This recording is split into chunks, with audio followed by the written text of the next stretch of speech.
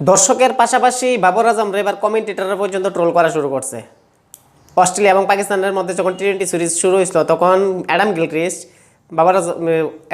Gilchrist David Warner প্রশ্ন জিজ্ঞেস করছিল যে তুমি 10 বছর ধরে পাকিস্তানের এগেনস্টে খেলছো, তখন কি তুমি দেখছো বাবর আজম রে কলাপস থেকে বাজাইতে, যে ব্যাটিং বিপর্যয় থেকে বাজাইতে?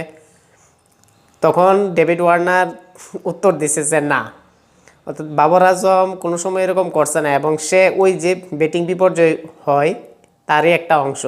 বাবর আজম এরকম কখনো করছে না, যেটা আমরা কোহলি বা রোহিত শর্মা বা শেখর ধাওয়ান বা ঋষভ পন্থরে আমরা দেখি যে টিমেরে কীভাবে বাঁচায়, বা মহেন্দ্র সিং ধোনি। বাবর আজম কিন্তু এরকম কোনোটাই করতে পারছে না এবং আমরা এরকম ওয়ার্ল্ড ক্রিকেটে কিন্তু দেখি না। সে নিজে একটা টিমের বিপর্যয়, আমরা যা বুঝতেছি, এবং কমিটিটার পর্যন্ত এটা স্বীকার করতেছে। দর্শক তো তারা ট্রোল করেই করে এবং কমিটিটার বর্তমানে শুরু হয়েছে, কারণ তার মধ্যে কোনো ক্লাস নাই, শুধু শুধু হাইপ ক্রিয়েট করে কিং নামে